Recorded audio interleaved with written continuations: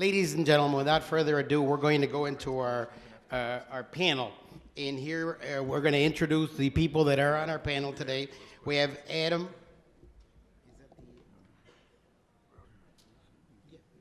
Okay, we've got our, I think, official list of those people that are here present for this next panel discussion. We have Adam Pollitt, who's joined us. He's from the Director of the Illinois Department of Commerce and Economic Opportunity, and I'm told he's been extraordinarily helpful with our conference. We appreciate all the work you've done for this conference.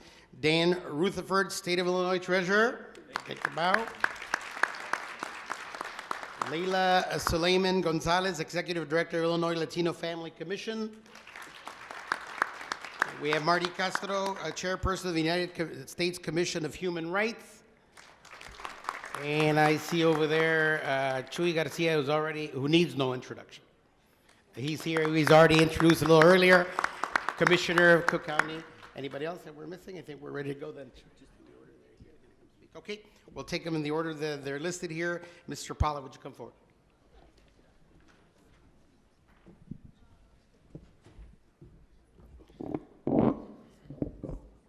Thank you. Good morning. Good morning.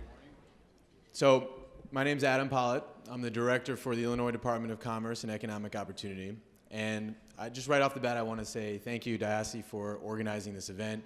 We are a very strong supporter. We want to be a strong supporter going forward. We're very happy to see this event come together. I want to thank all of you, of course, for coming and being a part of this. It doesn't happen without each one of you being here. I want to cut to the chase, deliver two messages, sort of thoughts on areas where DCEO really ought to be working with Latino Hispanic community, where we think we can add value and be very supportive and a strong partner.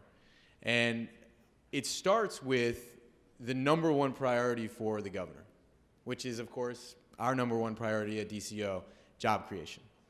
It's what we're thinking about every day. It's our North Star, job creation. How do we create jobs? And importantly, as part of that, DCEO needs to be thinking about how we do that with our small business community. So that's the first area I want to talk about, because I think that has particular relevance to the Latino Hispanic community in our state. How are we supporting small business growth and job creation with that community in our state? And I just want to highlight three areas where I think we need to be engaged and where we have programs and support. And so for all of the folks out there that are small business owners, if you are, or know small business owners, or thinking about being a small business owner, please listen to these programs. And if you have any interest, we have a booth in the exhibition hall. Stop by. We're going to have representatives there all day. So the first area, access to capital. We know that small businesses employ nearly 2/3 of all the employees in the state. But to be able to do that, to be able to grow and expand, to be able to succeed, you need capital.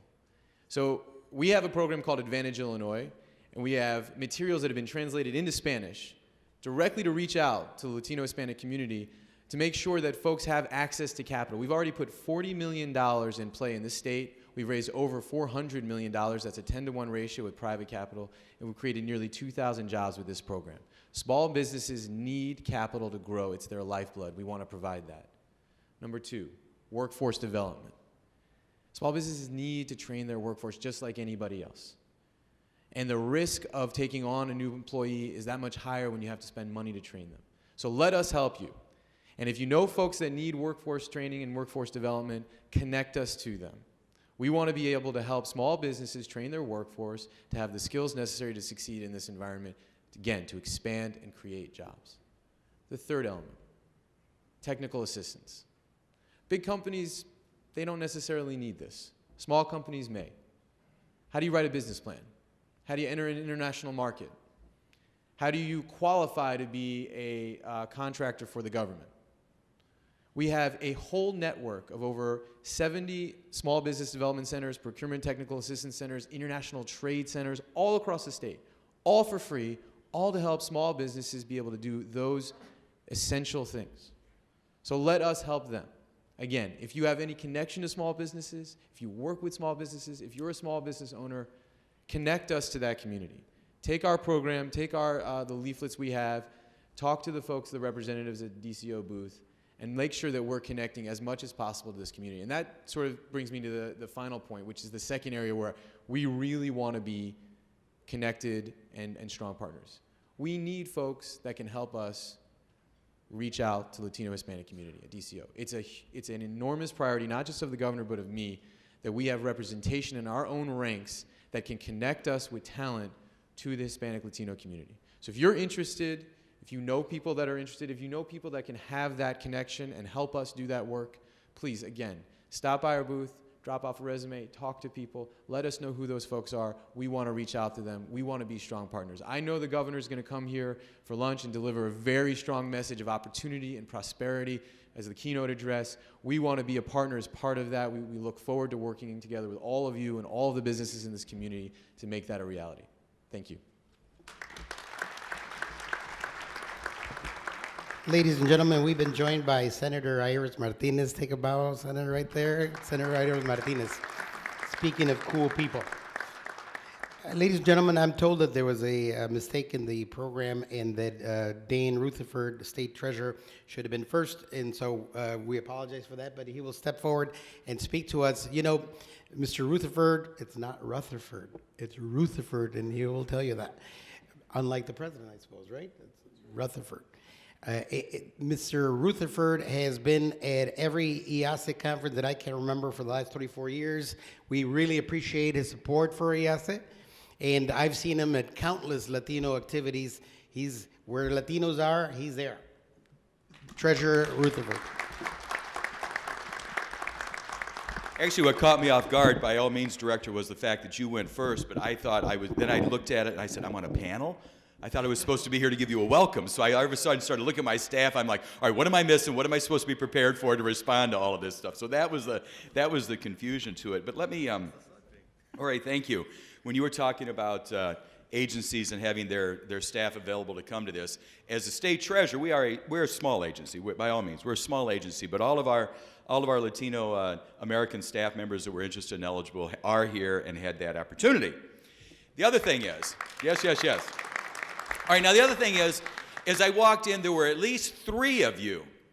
Now, I will admit they were all women. 3 of you said, are you going to dance salsa with us today? And I quickly stepped back, and thanks a lot, Senator Martinez and Representative Soto. So when you got the Legislative Latino Caucus in Springfield, and I'm the guy that works with these 2 to get everybody to get out there dancing, I quickly responded to these 3 ladies, it's not 10 o'clock in the morning yet. I don't salsa before 10. One other side note, too. Not a side note, it's a big note. As the Treasurer of Illinois, I'm responsible for the investment of the state portfolio, and then there are other retail business operations we do, iCash, BrightStar 529. But also, because I am a statewide elected constitutional officer, I'm called upon to do other protocol type of things on behalf of the state. Earlier this week, I had perhaps one of the best experiences in my 2.5 years as a state treasurer. I got a phone call from a young man by the name of Dan, and he is from Central Illinois. I knew him back when he was in college. And he said, my wife, Pat, is going to have a very special ceremony this week at the Federal Building. He said, do you mind if we stop down to see you afterwards? And I said, no. So Dan and his parents, Pat, his wife, and her parents came down to show me her certificate, because just about an hour and a half before that, she became an American citizen. And one of the questions, and this woman, I mean, she was beaming. This was just, and I knew she was Latina, and I said, mother country, and I thought Mexico, but it could have been, Venezuela or Guatemala. And Mexico it was, and I mean, she was just beaming. She was so proud and the effort she went through, and it was very heartening. And that was one of the nicest opportunities I had this week. For my background, aside from being the state treasurer, for 25 years I had been the vice president of a major service company in America called ServiceMaster Corporation. Some of you may have heard of some of our family of businesses called Terminex, Pest Control, True Green Lawn Care, Mary Maids, and so forth. And my job in the private sector was to be, I negotiated our licenses to open into countries around the world. And it gave me the opportunity to be in many countries of which our Latino American community have as their mother country, all the way from Mexico, Venezuela, Guatemala, Colombia, and so forth. So that experience for me as a young man and growing up into becoming a mature, middle-aged old man is that I had the opportunity to work in communities of diversity and appreciate that not everybody is like I am from where I come in central Illinois. And that helped considerably, I think, in my growth and development as a person. The other thing, and Director, you and I briefly chatted beforehand, I had the opportunity to be the head of international business under at that time, the old days, DECA, under a former governor. And that was about the time that King Ferdinand and Queen Elizabeth were commissioning Christopher Columbus to, it's about how far back it was, but it gave me the chance to once again work with people of different backgrounds and cultures. I note, because two of the sponsors are sitting here, a friend of mine, Senator Willie Delgado, approached me when I was in the Illinois State Senate probably, and help me, what year did we create the commission?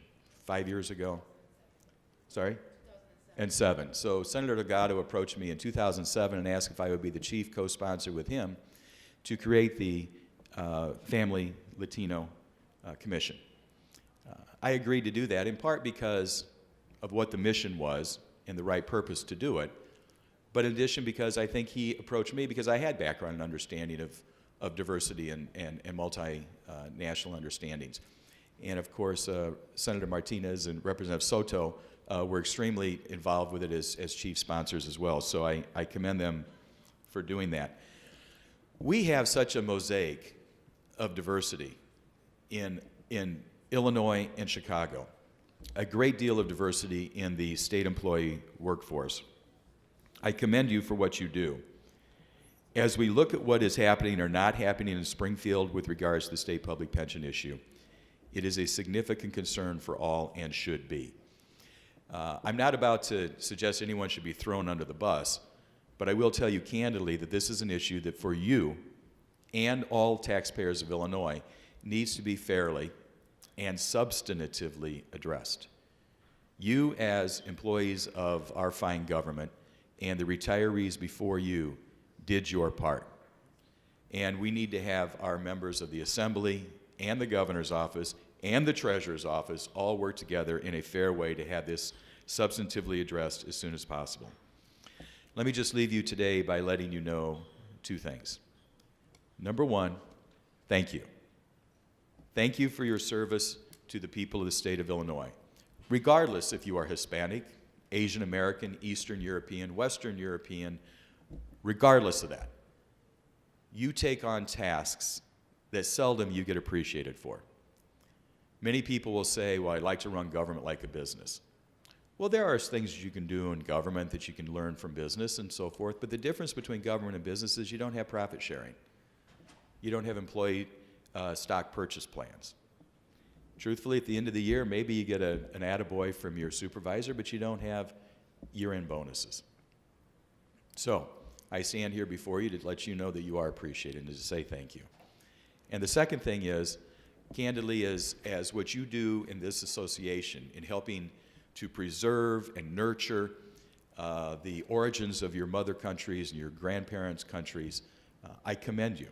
I commend you for doing this here, and I encourage others of other nationalities and backgrounds to do the same thing, because this is a part of what makes this wonderful nation the best on the planet Earth, the mosaic of diversity that it is, and we are all proud to be Americans. I appreciate you, and I thank you.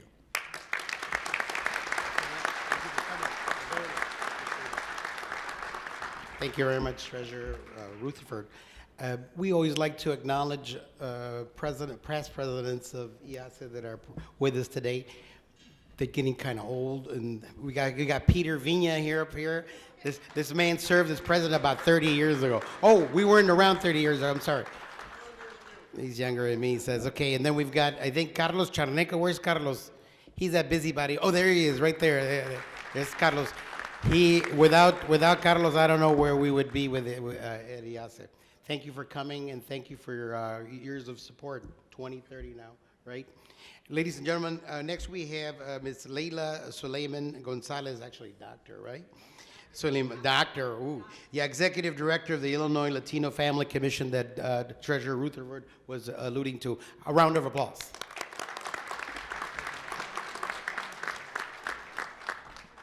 You can call me Miss, just don't call me old. That was rough. Sorry, Peter. Sorry, Carlos.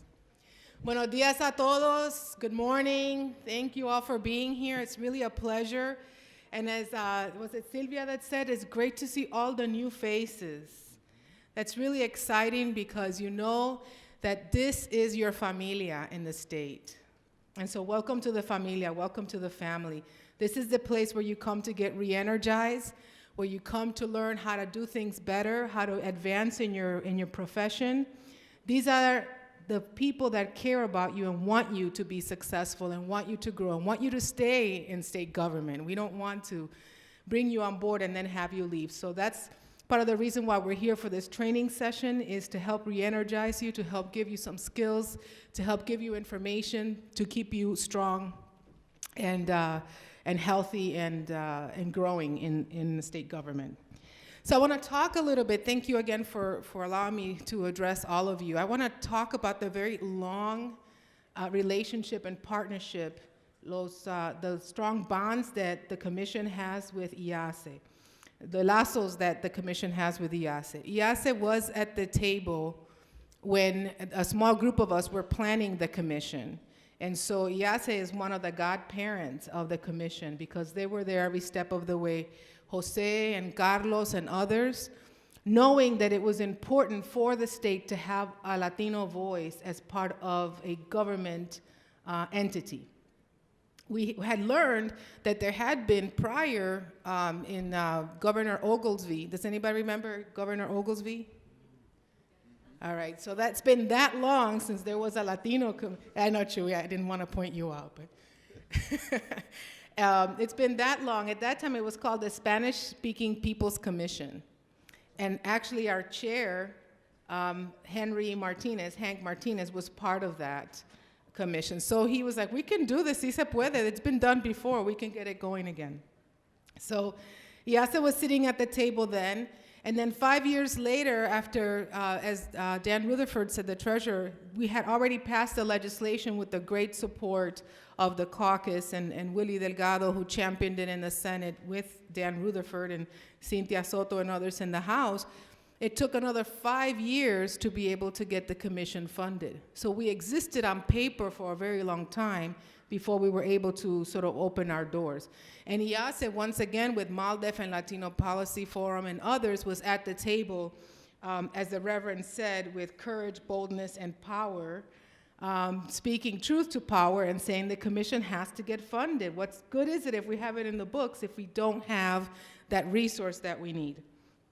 We have also partnered with IAHSE in Springfield and with the caucus to do a wonderful breakfast where we had over 40 legislators there that we invited to learn more about Latino issues in government. And that was a fantastic, and thank you to the caucus, especially the caucus co-chairs, for all the work they did to get people in that room. And we had wonderful questions, and the state legislators, we targeted all the state legislators that had 15% or more Latino in their districts.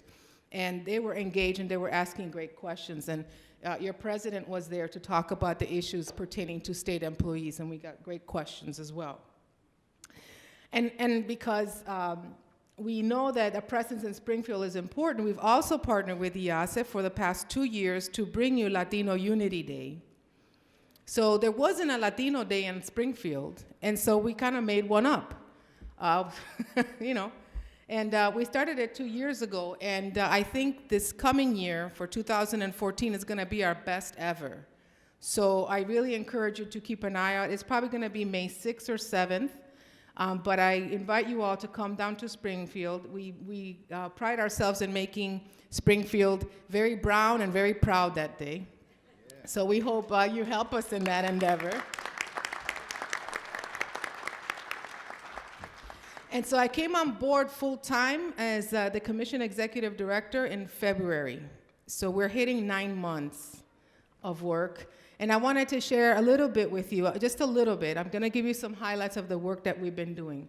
We really hit the ground running because there are at least 2 areas where there is tremendous reform in the state, and we just had to get going right away. The first one is Health and Human Services. How many of you are here from the Health and Human Services agencies? Don't be embarrassed. Raise your hand. Any of the Health and Human Services? Thank you. All right.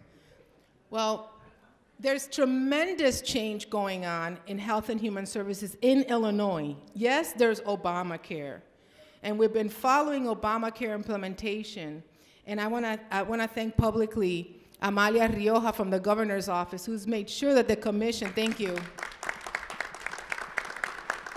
who's made sure that the commission's at the table as we're forming this marketplace and as we're forming all of these pieces that are part of Obamacare. That's one piece.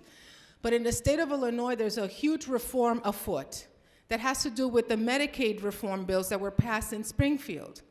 And so services which are currently in agencies like the Department of Human Services, the Department of Aging, maybe DCFS, maybe Public Health, that are Medicaid funded, that includes behavioral health, that includes disability, that includes rehabilitation. All of those funds are now being shifted and will be going through the managed care companies. And that has important implications for all of you as state employees. It also has great implications, of course, for our clients, because where are they going to go to get the services that right now they get from providers that have contracts with the state?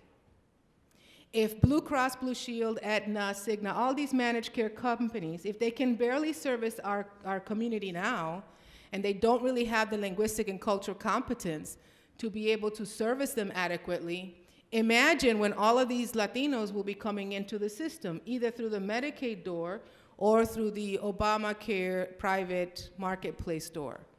Only 1 in 3 Latinos has insurance right now. 3 out of 3 Latinos will have to have insurance under Obamacare because of the individual mandate. So that's another 2/3 of us who are coming into systems that are not ready to deal with us and our families. Well, as you know, their consulta, their visit rooms are not even big enough to hold our whole families when we show up because they're made for 1 patient. So we've launched a very ambitious initiative called the Latino Provider Sustainability Initiative to try and get our community providers, the Casa Central, Association House, YSP, Fellowship Connections, all of those folks out there that our community relies on that currently have contracts with the state to help them grow and stay sustainable and develop for-profit ways of doing their work so that they can connect business to the managed care organizations. And so we're doing that independently. They get lots of technical assistance from us. We've also partnered with HFS, who's partnered with DCEO in the new initiative called BEST, which is the Business Enterprise Strategic Targeting Initiative, to get BEP, Latino BEP businesses and nonprofits who can become BEP into the pipeline so that we can keep, and hopefully grow the infrastructure of services for Latino communities. We are also partnering with the welcoming centers. We have partnered with the Latino Advisory Council of DCFS, and I think we're going very strong. We will have some really good news to share with you in terms of some of the initiatives there. We've partnered with youth workers in the community who know there has to be a different model than reentry for youth development and prevention of youth violence in the community. The other area of huge reform is education. How many of you are here from the education agencies? Just a few, okay. So Common Core is a big change that's happening in the state. How many of you know what Common Core is? This is a problem in our community because Common Core is going to be adopted in just a few weeks.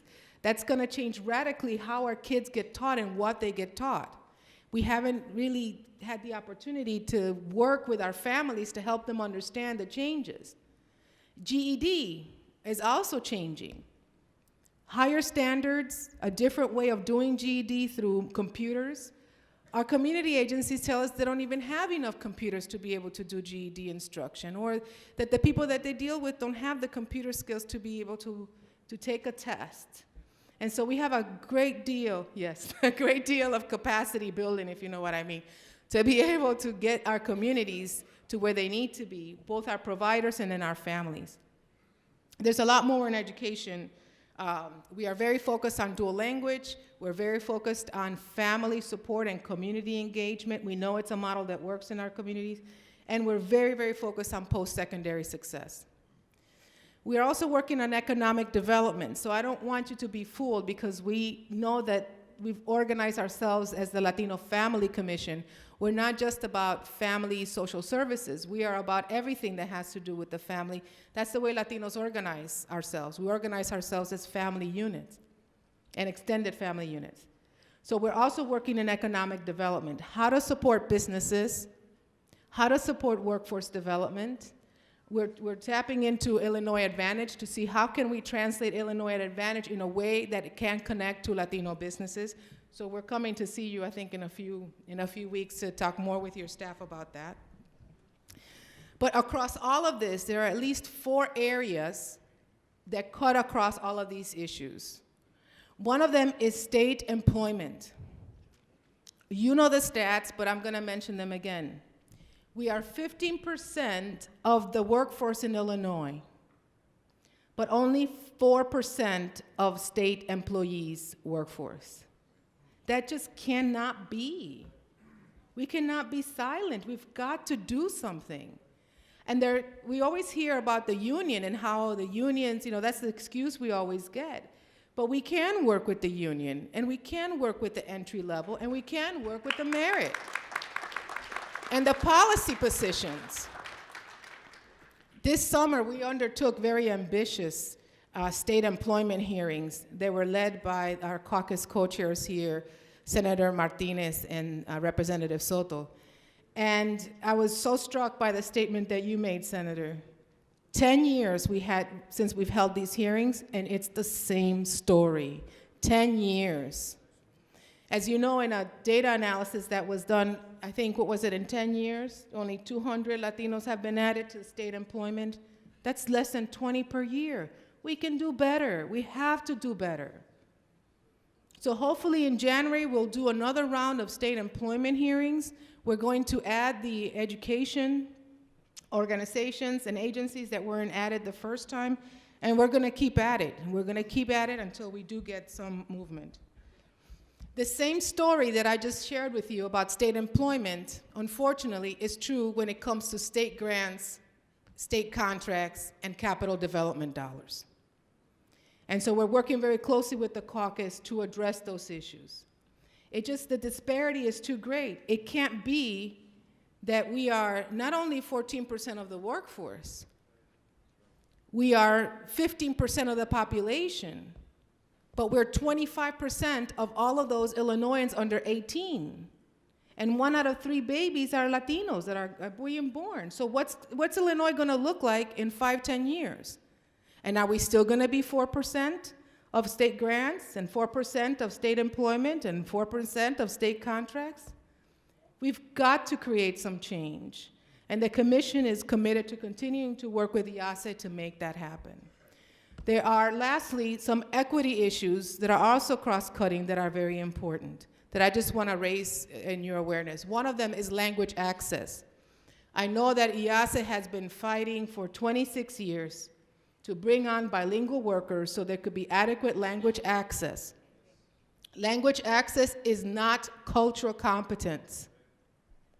Language access is a civil right. When you deny someone meaningful communication because they don't speak enough English, you are denying them access to a right, to a service, to a program, to a resource, that just because they don't speak enough English should not be denied, delayed, or provided in a different manner to them. You are key in securing Latino civil rights as bilingual workers. So you are an important part.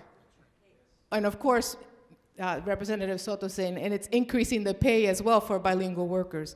I think your pay comes out to $1.75 a week. A week?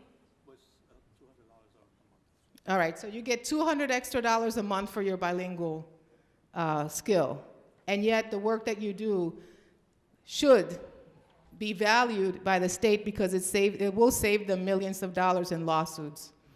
And unfortunately, we don't want to really have to go that way, but hopefully we can make things work differently. And then finally, the driver's licenses. It's a big, big issue.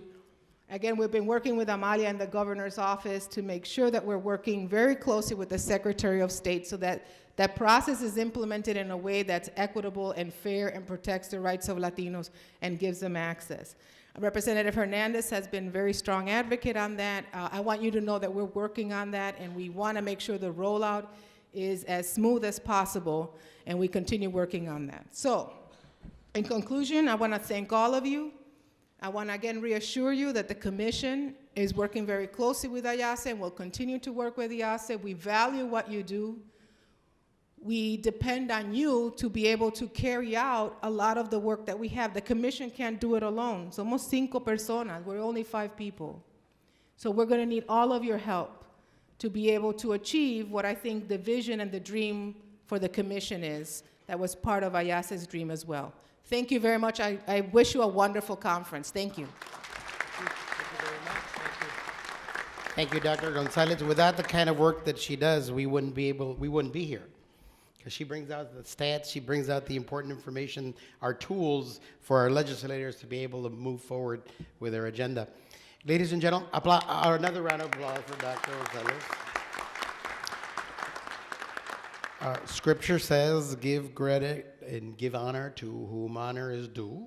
And I've been told that Amalia Rioja has been very instrumental in helping us put this conference together, or at least aspects of this. We thank you. Thank you. How about a round of applause? Stand up so you can be recognized. Thank you very much. Thank you. Deputy Chief of Staff at the Governor's Office. Ladies and gentlemen, introducing cool and important people. We're moving forward. We're going to move forward with our agenda. We're running just a few minutes behind, and I'm very well aware of that.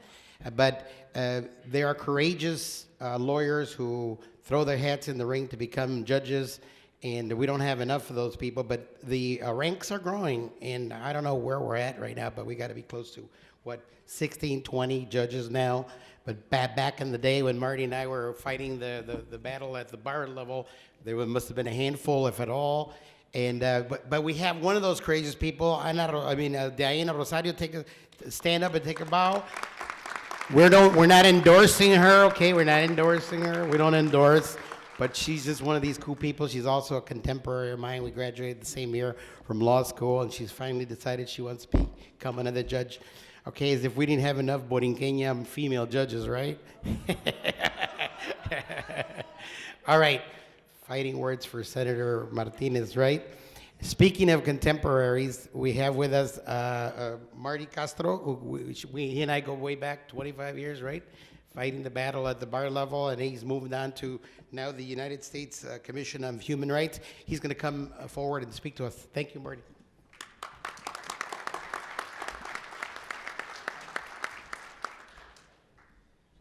Thank you, Jorge. What he didn't mention is that we started working together when we were in high school, so that's why it's been 25 years. Now, I'm proud to have worked very closely with Jorge on an important issue in the Latino bar community. We were able to do something that had not been accomplished for a generation. We brought together and merged the Mexican American Lawyers Association with the Latin American Bar Association.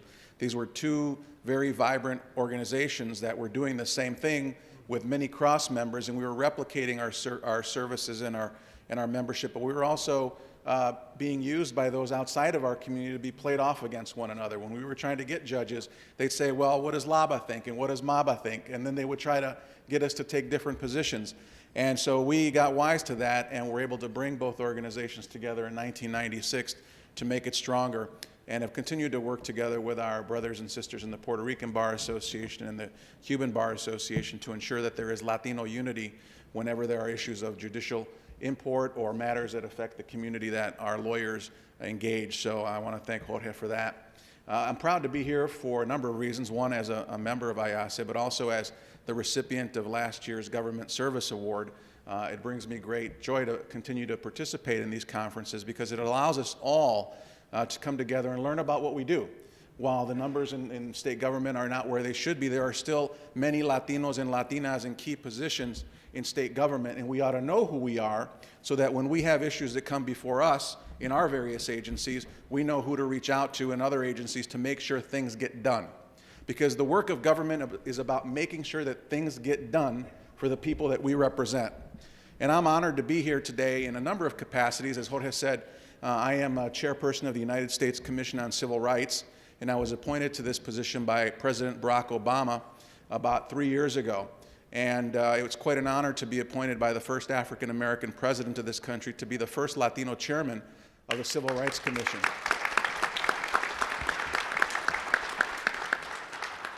But unfortunately, there's too many firsts still that occur at this day and age that shouldn't occur, but nonetheless, I'm proud of being the first. But the important thing is when any of us get into any of the positions that we're in, we need to make sure that we bring change in those organizations. So I'm proud that the first person that I hired at my agency at the U.S. Civil Rights Commission as my right-hand person, my chief counsel, was a Latina. And last year I recommended her to President Obama to be the person that chairs or runs our agency on a daily basis, our staff director. So she became a presidential appointee, and she's now running the Civil Rights Commission for me on a daily basis while I'm here. And then I replaced her with another Latina lawyer who is now working with me. So I joke to my staff, I don't just hire Hispanics, I hire Latinos as well. So, but the point I make there is that each of us has an important role to play in changing the dynamic of the places where we work, the agencies that we head up, or the agencies that we're a member of. And that's why I was pleased at the U.S. Commission on Civil Rights to make one of the first hearings that we did on bullying, because too many of our children in communities of color are victims of bullying. And that leads to another problem. Some of our children are bullies, and some of those children are being dealt with in a very severe manner that results in their being suspended, and ultimately some of them quit school. So we see that disproportionate impact of school discipline also affects Latinos and African Americans more than it affects white children. So we did a study on that too. And we looked at, and we'll hopefully continue to look at, what's called the school-to-prison pipeline. Because when we look at prisons, they are way too overrepresented with Latinos and African Americans. And there is a connection between education, access to education, disproportionate punishment, and ultimately dropout rates, and then interaction with the criminal justice system. And those are civil rights issues, and they are civil rights issues both at the state, local, and national level.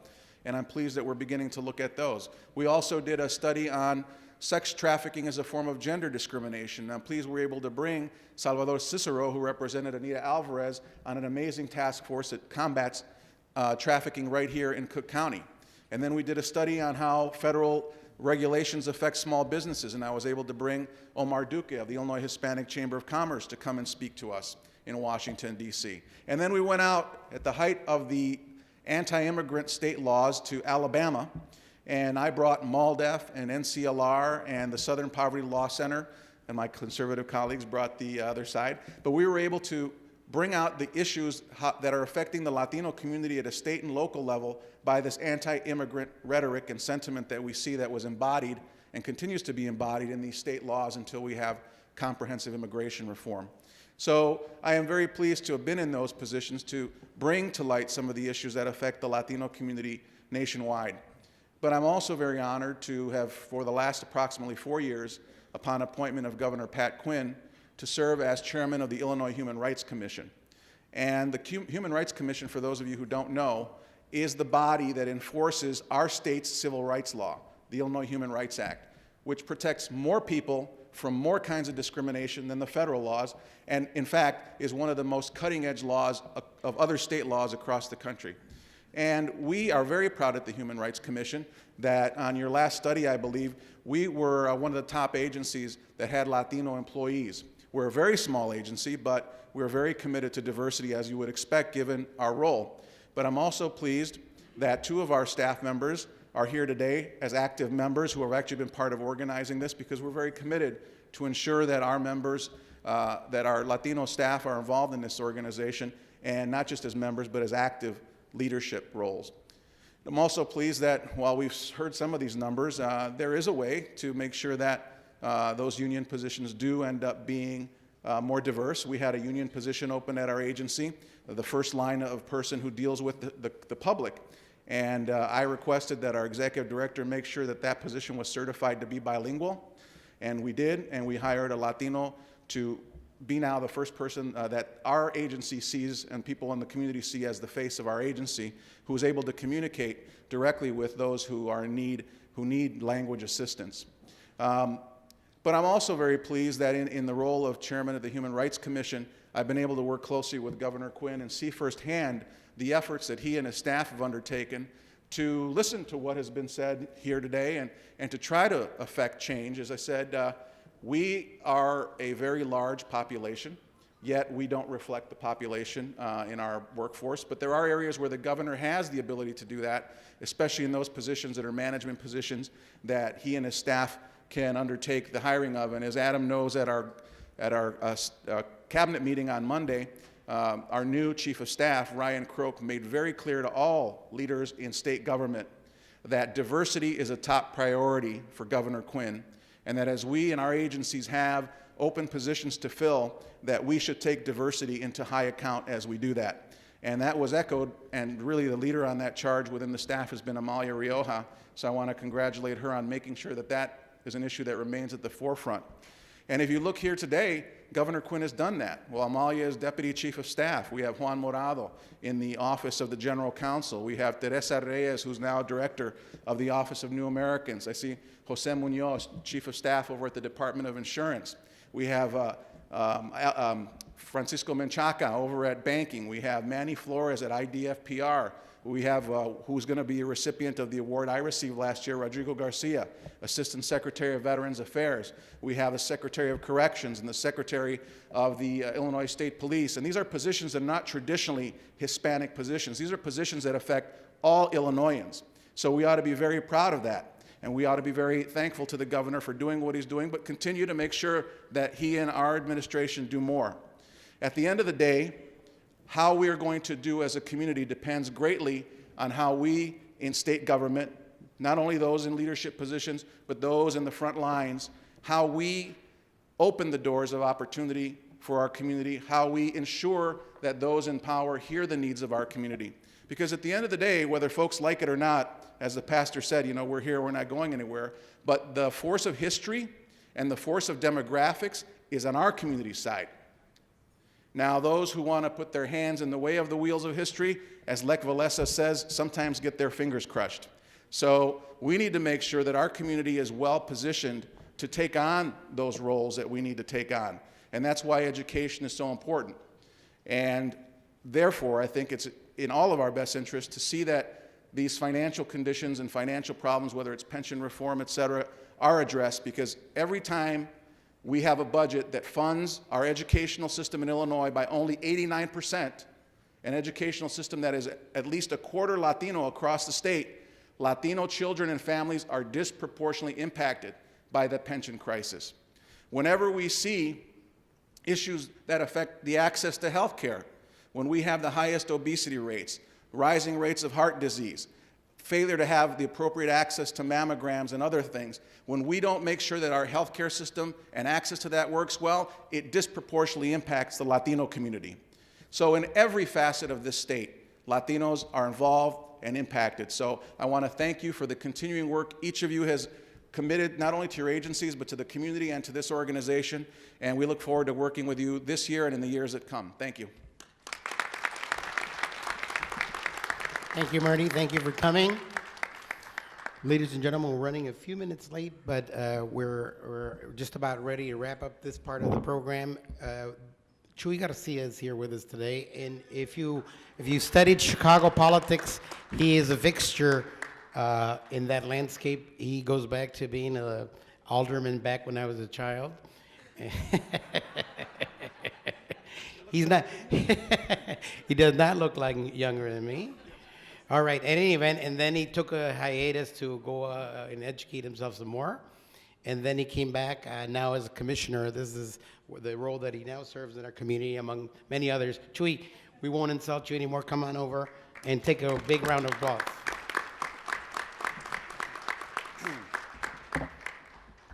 very important that we also struggle against ageism. I heard things said about viejos and viejas and graying and balding and things like that. We must be more sensitive people, and we will be. Good morning, everyone. I am delighted to be here today, President Prado, with the membership of IAHSE, because I am a past member of IAHSE and very proud to have been a member of IAHSE. And taking that tradition to the new Cook County and new Cook County government and the direction that it is headed in, I am proud to say that this morning I come as a member of the Cook County Latino Employees Association, better known as CALE, your sister at Cook County. And the reason that these organizations are necessary is because of history and disparities and discrimination and institutional racism.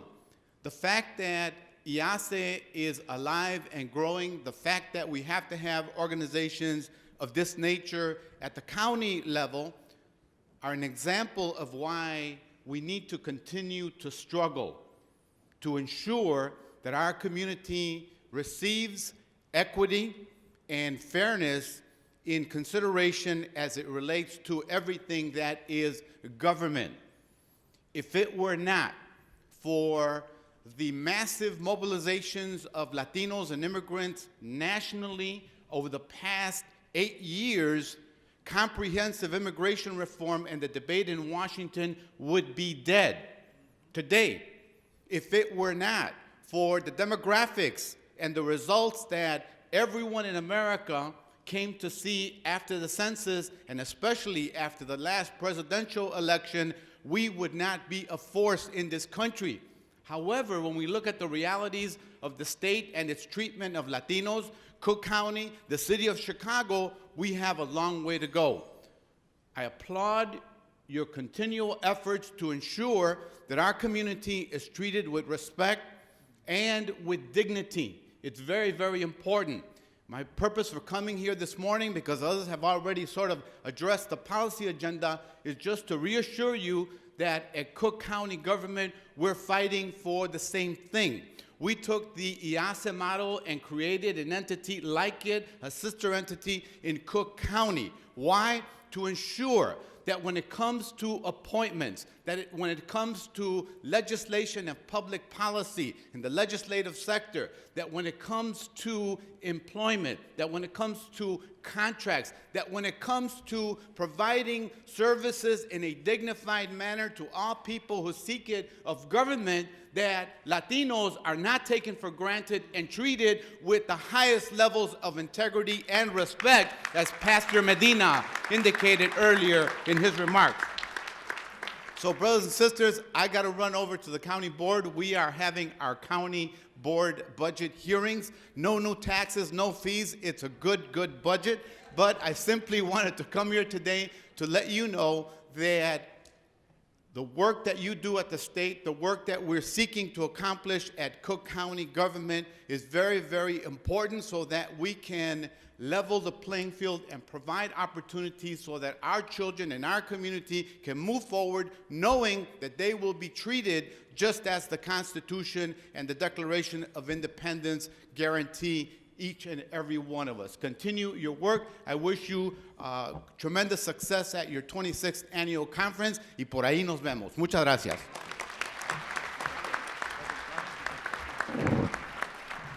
I failed to mention that Chuy is one of the rare people involved in the government that hails from Durango, where my family comes from.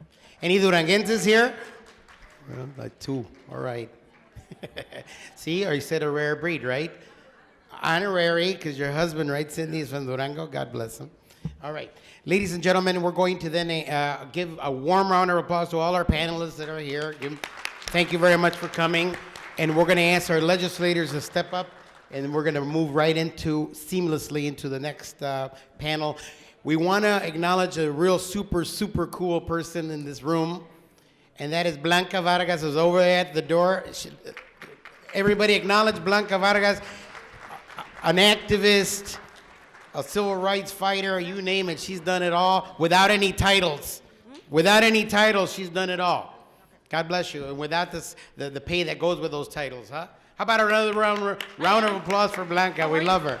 She's an angel. We need to talk about these numbers. Yeah, okay.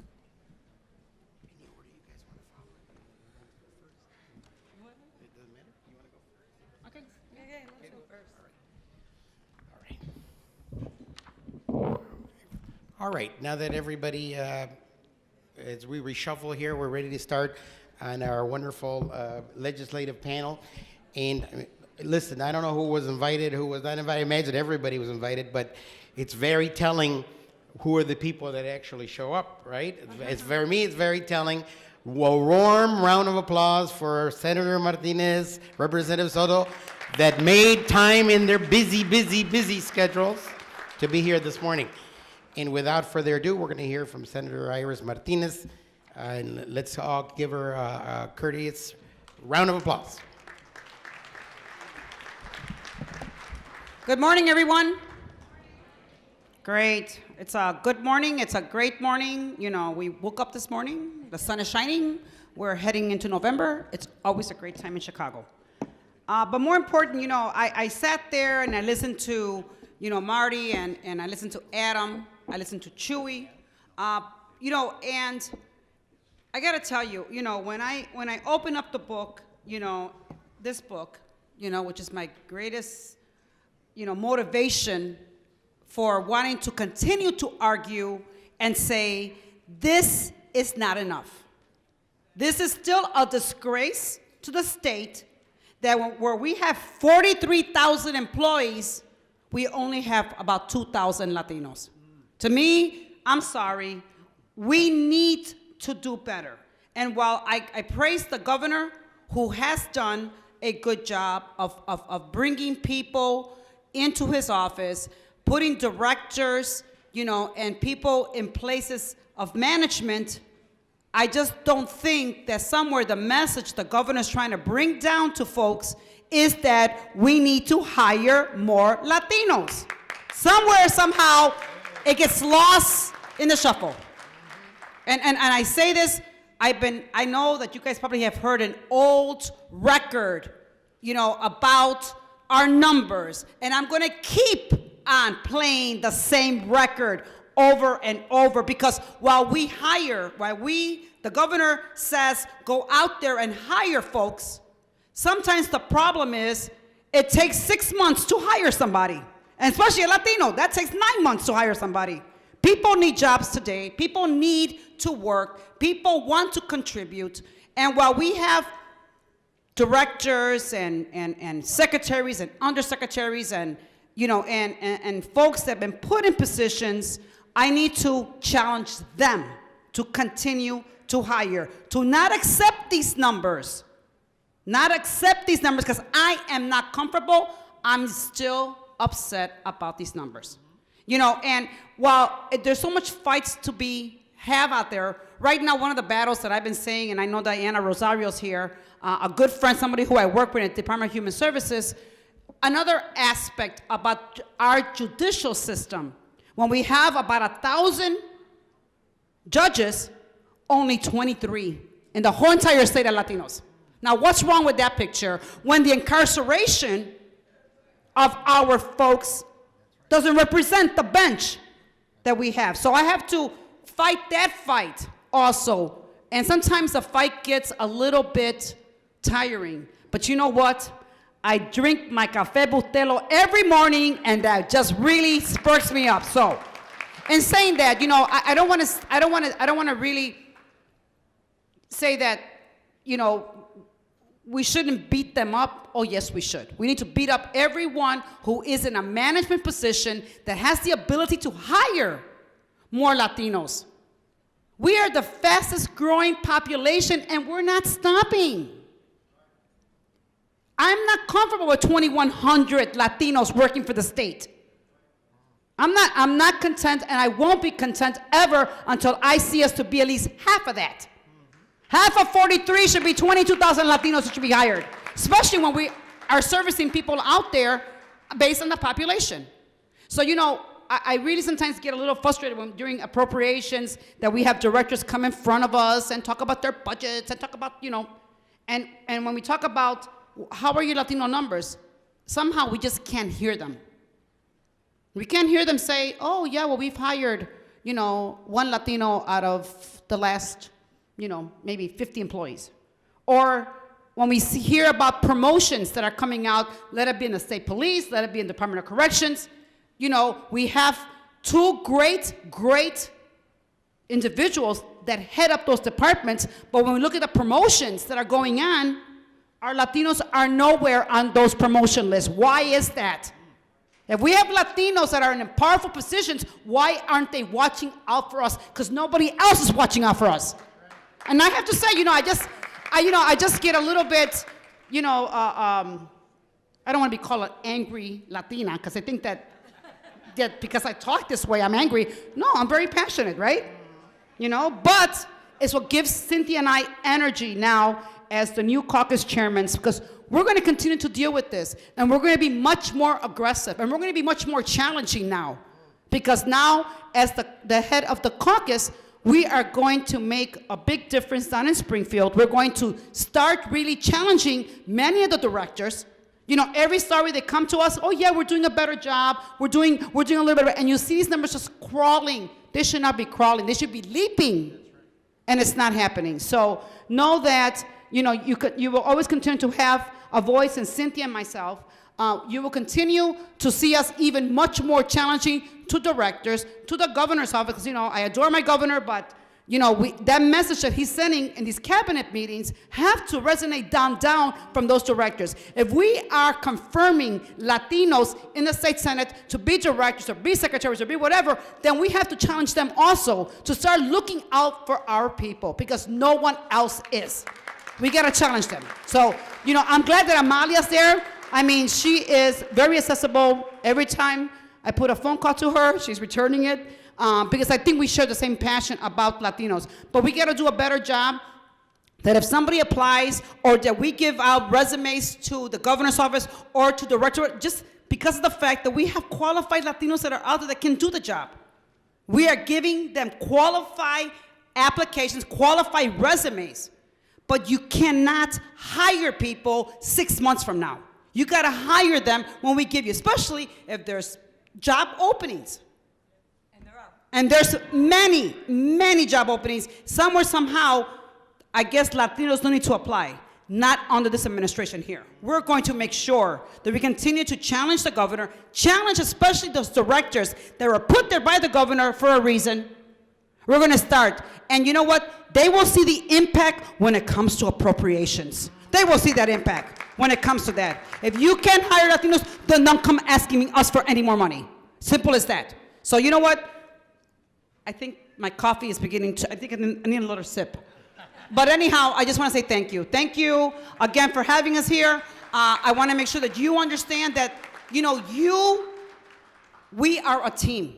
We're just not the senator and the state rep. We are part of IAHSE. We are, your voices when it comes to challenging the administration, challenging, the directors, everyone that's in a position that can make a difference for us, that can really meet the challenges when it comes to hiring and really promoting from within. Because we need to promote from within, and we're not seeing that happen either. So I just want to say that you have a partner in us. But more important, we have a, an open door, policy where please come to see us. Please let us know what we need to do more. Give us information on what's going on in your departments. We don't know. We don't know. And we can't address it if we don't know about it. So please, remember that you have a friend in both of us, but you have a strong voice in these two Latina passionate women. Thank you. Thank you very much. I failed to mention that Senator Martinez is the co-chair of the Latino Legislative Caucus. And the saying goes, if you want, along with Representative Cynthia Soto to my right, if you want something to get done, you give it to a woman to do. Did you ever hear about that? Yeah, sure. Is that right? Yeah, yeah. And and I'll add something to it. If you want it really to get done, give it to a Borinqueña and a Mexican American woman to do. They are a fiery duo, and I've watched them as directors have come before them. She says she's going to put the fire to their feet. I thought you were already doing that because I went to one of the last sessions. She's going to put it up a little bit more. I've watched some of them squirming, and you know, I'd hate to be in their shoes because they could be really, really tough, and that's what we need. Is that right? Well, look, two people believe it. Two people. I said that's the way it should be. All right, you got to do it. If you don't do it that way, we're never going to get anything done. Before we introduce our next speaker, I'd like to remind everybody that at 11 o'clock we have a budget workshop, wallet-wise, sponsored by LULAC at 11 o'clock from 11 to 12:20. Is that right? And you could ask for directions as to what room exactly. It's in the Grand Park room. Is that right? So everybody, after this session, you could go to the wallet-wise workshop. Make sure you go. Ladies and gentlemen, our next speaker is Representative Cynthia Soto. I've known her for at least, 20-something years, 25 years, maybe more, actually more. Over 25 years, she is one tough community activist. She doesn't know when to stop. She's out there on weekends. She's out there in the evening. She calls me at bizarre hours of the night, not necessarily to help some powerful person, but to help a little person, somebody who's out on the street, somebody like the lady that keeps coming to my office with all her children because her husband won't pay child support, because they're about to be kicked out. This is what this woman and this woman does. That's what they do. They go beyond just a lot of the talk. They really live and walk it. A round of applause, a warm round of applause for Cynthia Soto. Thank you, everyone, and thank you for being here again. I know you've heard it over and over, but you heard Senator Martinez and you heard other members in the panel today. We are frustrated, too. I know that you're as frustrated as we are, but we have to just keep fighting the fight. There's a lot of injustices, and if we don't correct that now, could you just imagine what our children are going to go through? So we have to do the best that we can together, and that's why we're here today. We're going to do it together, right? Yeah? Well, come on. You know what, today, I'm hearing, I think people are still a little sleepy and groggy because when you're clapping, es sin ganas, you just don't have it. Come on, let's hear it again.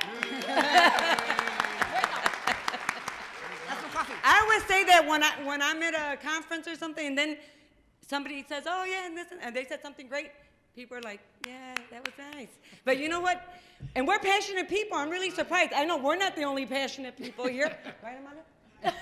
So just get it out. Yes, everything we've heard today, there's a lot of disturbing things that really get us in the gut. In the state, we juggle so many different issues. I've been sitting on education, elementary, secondary appropriations, higher ed appropriation, name it. Most of those committees I've sat in because I want to know where the resources are. When my community gives me 100%, they're going to make a gain. They're going to get 500 back. So their stock keeps going up. I always tell them your stock keeps going up. So I have to walk the talk that we talk because otherwise, he's in my district, so he's not that far. So, people are watching us. If we're not doing what we're supposed to be doing, then you know what? We're not going to continue where we're at.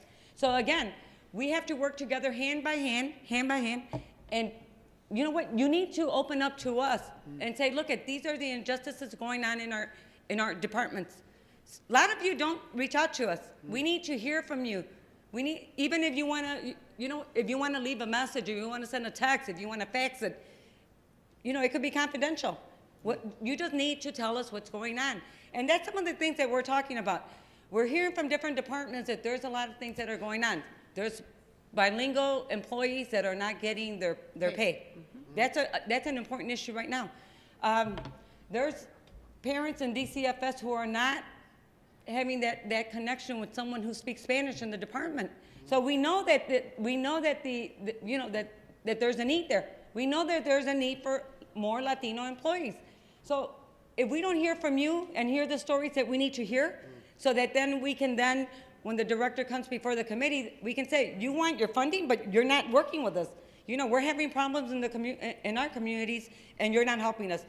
That's why Jorge mentioned in some of the hearings that we had with some of the directors, they were in the hot seat. Let me tell you, their voices were cracking up because they knew what we were saying, we were right.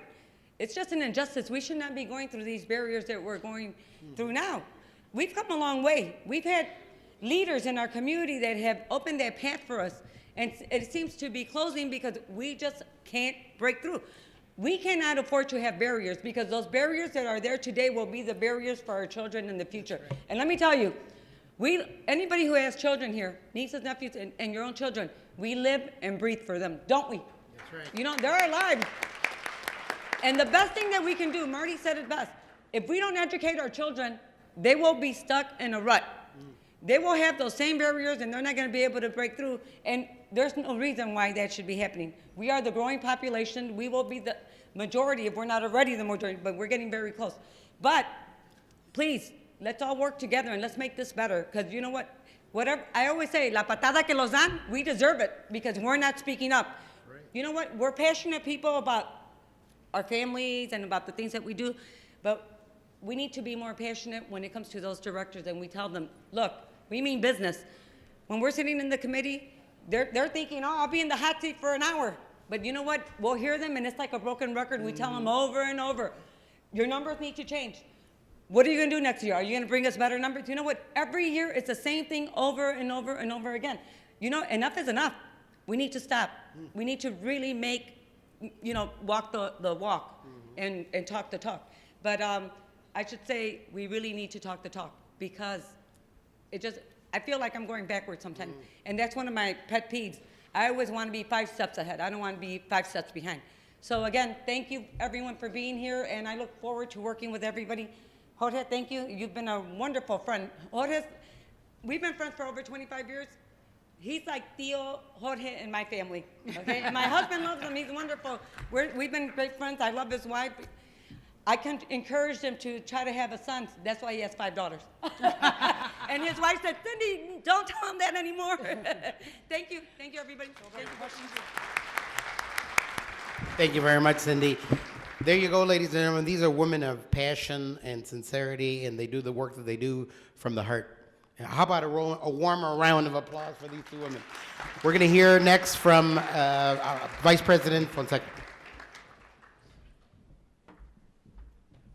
Okay, I spoke to our caucus leaders here, and one of the things that I want to just say to you, do you know what a silent partner is in a business? A silent partner is that person that continues to support that business for that growth or whatever. I'm tired of seeing state workers who are silent partners to allow the disproportionate services that are being rendered to our Latino community. Stop being a silent partner and start advocating for our community. One of the things that I told the legislators is we have to be fearless. We have to tell state employees, just because you work for the state doesn't mean that you're not an individual, that you as an individual can't say, these are the facts of what's going on in my agency. This is what's happening to my community. When I sit there as a worker and I see lines going out the door, or I see a family waiting 2 hours when another family or person has been serviced in 10 minutes, I need to take responsibility as a Latina to go and say, on this day, this happened in my agency. It's not the first time, it's not the second time. This happens every day. I encourage all state workers to stop being the silent partner that has allowed the state to continue with our 4% shortage of Latino and, more importantly, bilingual workers. So I challenge all the newer workers and those of us who have sat comfortably wherever we're at and said, okay, I'm like 5 years out, I'm leaving. You know what? You're leaving, but your family still lives here. You're leaving, and our families and our communities are still suffering. Stop being the silent partner. And with that, are there any questions for these lovely, passionate women? No? Come on. Okay, well, thank you. No questions? we're going to give anybody who has. Let me a just make an question. announcement Go ahead. real quick. Go ahead. Since there's no questions, this is great. This is a great morning. But don't forget that November 22nd is our conference, the Latino Foundation Caucus Foundation conference at Rosemont. As always, you're all invited. Pass the word around. Every year keeps getting better. We continue to raise money for our scholarships for our students. It's important as money continues to deplete in so many areas. We need to find the money, continue to raise money to make sure that our young men and women get educated. So please, the offer is out to everyone. I know that we always fill up the place with many of you, but please continue to bring your families, your friends, your neighbors, because it is a conference that really makes a difference. We have some great workshops lined up on some of the issues that are very important in our community. So make sure that you put that in your calendar to have a day out with us at the Rosemont with all the Latino Caucus members. Senator, what are the dates again? And should people register, pre-register? Or do they just show up? There is you can go to our site, Yeah, I always, the IAHSE.org, and there you can register for the conference, and it's November 22nd. It starts, I believe, at 8 in the morning, and then we kick off, everything about 9 o'clock. We really start kicking off the different workshops, but it is always a conference that has so much information, so many resources that are there. Just like you have the resources here to your hand. It's an important conference because we really come together as Latinos and really just address some of the issues that we have going on right in our community. So, Senator, it's open to the public. It's not open to just the public. State employees. No, it's open to everyone out Do there. you know That's how why much the fee is for registering? $25. $25, folks. And does that come with lunch? Peter, get up here and talk about it, Peter. Okay, Peter's going to come up and tell us a Peter's little one bit of the about it. foundation members. Yeah, keep Peter, come on. Peter. Go ahead. We're going to feed you. That's important. That's right. There's Free the free parking, lunch, yeah, free free parking. meals. You got lunch. We have a reception. We have breakfast. We got free parking. Anything else free? And free workshops. And free workshops. And what kind of you workshops? get to see us, right? What kind of workshops do you expect to have? I believe that we're going to have a workshop on immigration. We're going to have a workshop, healthcare, health, wellness. Business. So yeah, it's your workshop that really addresses every aspect of our lives. Is there a keynoter? We have Samuel Betance is going to speak. Samuel Betance. Oh my goodness. Samuel Betance is going to be remember Samuel Betance? Yeah, everybody. Samuel yeah, Betance. yeah. And then we have this wonderful woman who is the CEO of the Girl Scouts of America, who is Latina. Oh, so she's going to be there with us. So we have Miss Wyman, yes. Ms. Duarte from Channel Telemundo. Is it Telemundo or Channel 9? WGN. Wow. WGN. She's going to be our MC. So it's going to be a great day. It's going to be a wonderful day. We have a lot of things going on that day. So hopefully you can make it and share that day with us. Put it on your calendar. And with that, if are there any questions for the senator or for the representative? There's a question over there. Would you stand?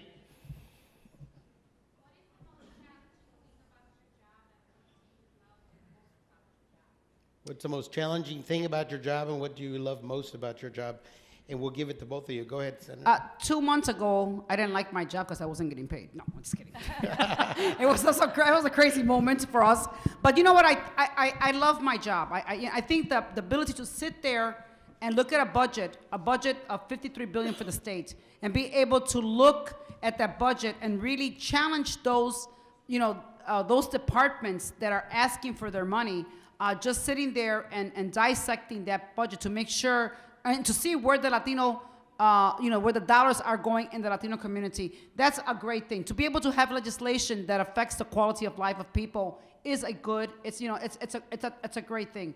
I think that sometimes sometimes there's mornings I wake up and I say to myself, why am I doing this? All my family lives in Florida. Why am I here? But you know what? It's because of the job. It's because of the commitment that I have made to my Latino community, to my community as a whole. That is sometimes, it puts you in a position where, you look at what's going on, our pension, trying to find a solution to the pension system really sometimes, really eats you up because, you want to get this done. We want to make sure that our retirees and their future retirees will have, their benefits there when they retire, so they can live comfortably, and not worry about things. That to me is the part of the job that I don't like. I don't like the fact that I have to continuously remind people that our community needs to be respected, and it's reflected sometimes when you hear the stories in the departments of things that are going on, things that should be going on, that we should not even be addressing. It should be just common sense and common courtesy. Those are the things that sometimes I don't like about the job. When you wish you can make things happen faster. I know in the Senate, unlike the House, and I think let Cynthia speak about the House, sometimes, the Senate passes things over to the House that, that we feel makes sense, that we feel is the right thing, and sometimes when it gets bottled up over there, and then we get caught up, and then we are the ones that people are angry at you. In reality, sometimes it's our leaders that are not doing what needs to be done to come together, because we are just instruments, part of that vote on something. But if both chambers, the leadership is not coming together, then we have this chaos, and the first thing you get are the nasty phone calls in your office, people threatening you. That's a part of the job that I just don't like. I am a public servant, and I depend on my paycheck like everybody else every single month to pay our bills, to make sure that our family's taken care of. And it's hard when you have a job that the politics sometimes play the game, and not by our fault, but the fact that our leaders sometimes don't come together and make this happen for us. So, there is a side that I think many of us, and I think it could be frustrating for everybody too, who has a job, that sometimes your boss is not, cooperating, or that the conditions are not the best. It's the same with us. We pass things over to each other's chamber, but really it's up to our leaders. And sometimes we can talk to our leaders and say, listen, this is not right. We can't continue to do this. But I think that the hardest thing for us is the media. The media always has a way of making things so negative, and make us look like, we are responsible for everything bad that is happening in the state of Illinois, and then sometimes that could be very discouraging. And there's times when you wake up and you say, why am I still doing this? But you know what? I think that 99% of the time, I am happy that I am where I am, because I think I am that. I will continue to be that voice for you and for everyone else out there. Thank you. Yes. Oh, go ahead. Oh, yes, and I'm going to answer the same question. I love my job too. I guess that's why I'm running for my 8th term. It's not a political shout out, but but I do love my job.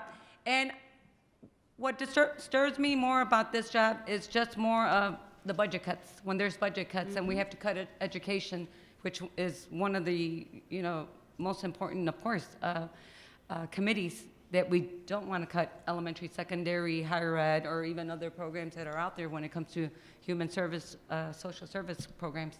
But of course, there's more good than there is bad. So we have to kind of iron all that out. We have committees on a regular basis, sometimes in the morning and in the evening, just to, at the end of session, to try to, manage that budget. But this year I told them that we need a flat budget, because there's so many families out of a job. There's a lot of families who can't afford to continue their children's education, especially if they're in college. Prices are going so high. So anyway, the committee members, the chairs of those committees, had agreed that we would have a flat budget. So we did that this year. We were able to keep it a flat budget. So that's something that I'm proud of. And but there's so much good that you can do. Am I running out of time? No, go ahead. No, okay. No. But I always say this, because it's the truth. I prayed and asked for this job, and if it was a job for me, that I wanted to help people. And I think that being Latinos here, who wants their wife away from work anyway, right? I mean, away from home. Some do. Right? And their husbands too, right? Not me, though. Yes. No, but anyway, when do you want your wife going to work in Springfield? I mean, it's hard. It takes a little bit of time to, get used to it. But my husband knows this is something I wanted to do. He knows the type of person I am, so he supports what I do. And let me tell you, you could do so much for so many people who need this help. Because again, there's so many barriers out there, and people need our help. You know, we have a lot of seniors that come in, and there's a lot of needs. Because remember, they're living on a fixed income. Social Security is not what it used to be. And anyway, the economy's so bad and on and on. But anyway, I love my job, and I'm going to continue to try to do the best that I can. And, you know, just do whatever my conscience leads me Some to. people think that you just you. get a big fat check, right? And but that's not how it is. They don't just get a big fat check. It's not even fat anyway, right? But they have to leave their families. And I watched Cindy and as the senator, they leave their families behind to go to be in Springfield, who knows for how long, and sometimes they call you on overtime, and they sacrifice their families. How about a round of applause for that? Yeah. 2 quick questions. Where are you on pension reform? Do you think it is fair for employees? Senator, and then... Well, I don't, or Cindy? I'm going to answer Go ahead, that go ahead. first. No, well, we have a pension bill. It's not a perfect bill, but I know that we are in a crisis and we have to pass a pension bill. So it's not the best, you know, but how long are we going to keep that going, tweaking, trying to tweak it? And there's nothing that's perfect.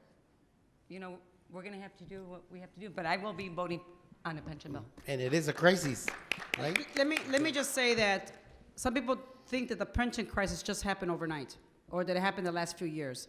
This was something that apparently back maybe about 45 years ago was put into play. And now, 45 years later, is that we're seeing the adverse effect that it has had.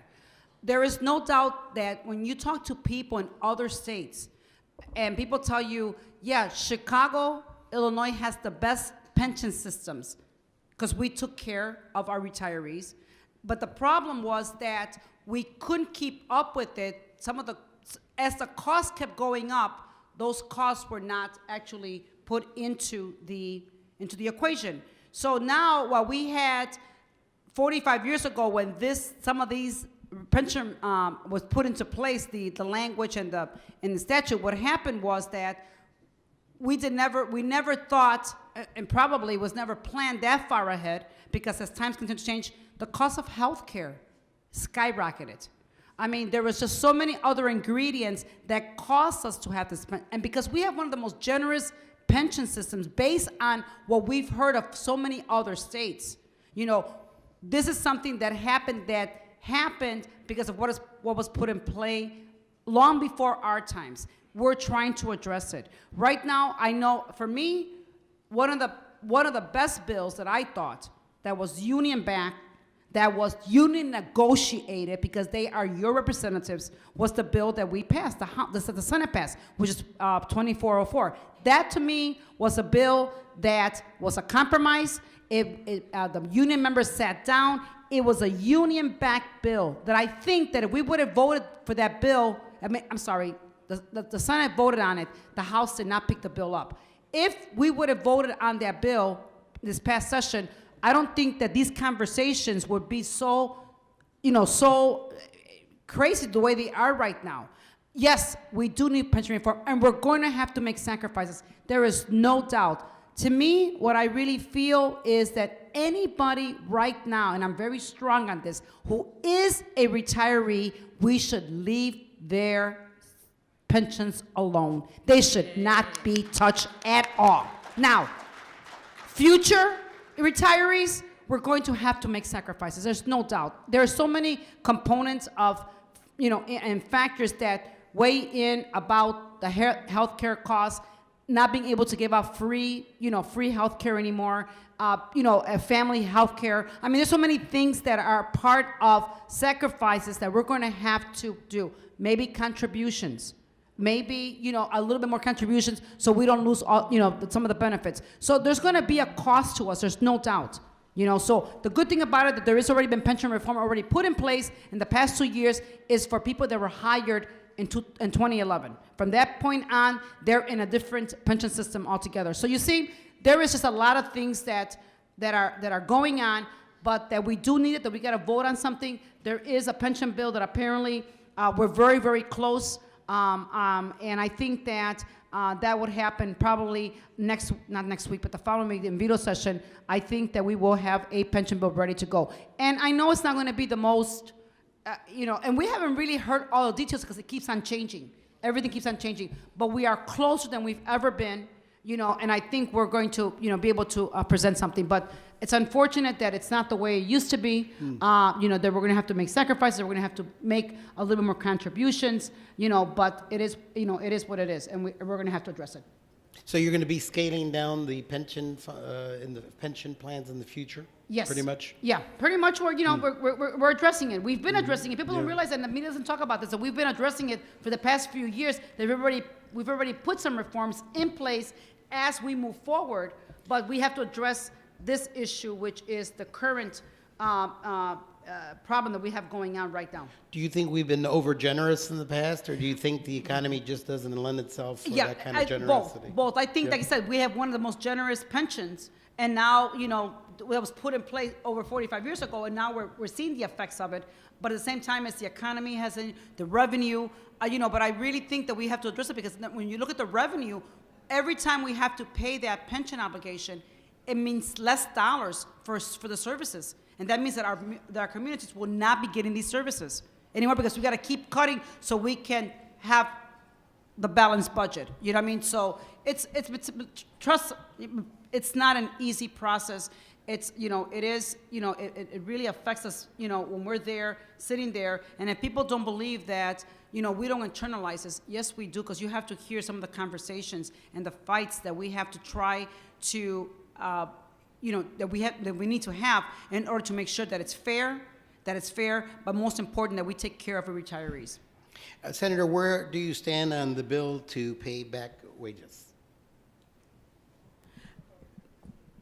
Everyone that needs to be paid needs to get paid. Everybody, I am a very strong believer that if there was promises that were made, where there was things that didn't happen that were deferred, we need to address it. We need to make sure that we take our responsibilities and make sure that our obligations to these wages that have not been paid need to be paid. There's no doubt about that.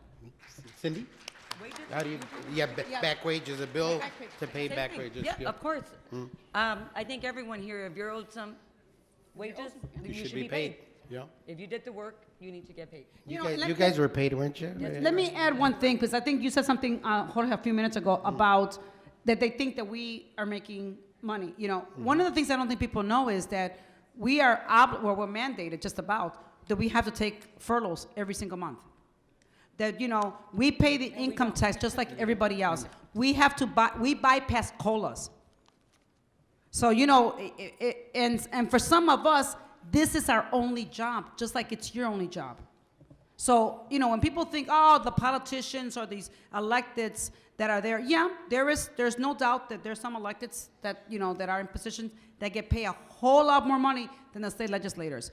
What people don't realize is that, we have to take furloughs. We cannot take our COLAs. We haven't taken a COLA in years. And we have, like anything else, being our only job, it affects our pocketbook too. And we have to make ends meet. And some people don't think that every elected official is there about making money. This is not a job where people come with the attitude they're going to make money. It's not what it is. This is about legislating. This is about creating statutes in the state of Illinois that would affect every individual living in the state. So, it's a job like everyone has out there, and we have obligations. But people have this concept, that it's not what people think, and that this is something that affects us. So every time we take a vote, and we have to live by example when it comes to at least the General Assembly the General Assembly pension, we live by example, so we've cut back on a lot of our benefits. So you know what? It's something that people don't seem to understand, that we are also, just like everyone else. So whatever we do, it affects all of us, including us. We're not exempt from none of these, things that they're asking us to do, like the furloughs, like the COLA. we're not exempt. We actually have to, live by example and try to have people understand that we're trying to make sacrifices, that we have to meet our obligations. So if you want to make money, you don't become an elected official. Is that right? I gave up a good job. She gave up a good job. Yeah, that's right. Yeah. Are there any other questions from the audience? Yes, sir. Mine is multiple questions all in one. One is our financial rating as a state. I think it's gone good. So we're like almost behind California. Totally bankrupt. Two is how are we going to sustain businesses and attract businesses to Illinois so that we can increase our budget here so that our social-based organizations don't suffer because of late payments by the state to these organizations. Well, The last hired and the first fired. A lot of social-based organizations Right. are losing people, losing bilingual people that are there to support our people. I got you. Smaller towns And outside of the metropolitan. outside Cook County. Okay, Cindy. okay, well, yeah, that was a lot of questions. but we're going to have to just try to do the best we can. But I can tell you that when we were negotiating the budget at the end of session, what we did is we paid, the Republicans wanted to negotiate that, pay some of the old bills before we put any money to at least, have a balanced budget. What we did is we paid some of the old bills because we did have some money left over at the end of session, from last year's budget. Because we always say we owe this much and then we pay it in and then we find out that we generated a little bit more money. So we were able to pay some of the old bills, and then we also paid some of the new old bills. So we're working on it. It's going to take a little while. It's like your budget at home. That's the way I see it. It's just a bigger budget for the whole state. So it's the same thing. When you're balancing your budget at home, you have to kind of put a little here, move stuff around. And that's what's happening. And we're doing the best we can to pay everybody back because we know that, they did the service and they need to be paid for it. When you talk about our rating, I think that one time we at least address the pension issue, we're going to see some things change. I think that this is just not only happening in Illinois, it's happening across the state. The economy, we're recovering from this recession that we were in. So there's a lot of factors that put us where we're at. Yes, has the pension issue been, our number one, and that our bond ratings are where they're at? Yes. Are we addressing it? Yes, we are. Do you honestly think that who doesn't want to open up a business in Illinois? We are a booming state. I know that we've been asked about all these tax incentives to bring people from other states here, or at least have people from from other parts of the state come into Chicago, keep the jobs there. There's a lot. At the same time, we're opening up businesses and big businesses that are hiring people. So again, we're doing okay. It's, but we could be doing better. And I think that a lot of this will change one time that we have this pension issue addressed. Okay. Ladies and gentlemen, we wish we could take more questions, but we've run out of time. Sorry, but you could probably ask the senator or the representative after the session is over. We'd like to thank the elected officials for being here. How about a warm round of applause for them? Thank you for coming. You guys have been a great audience. Thank you very much.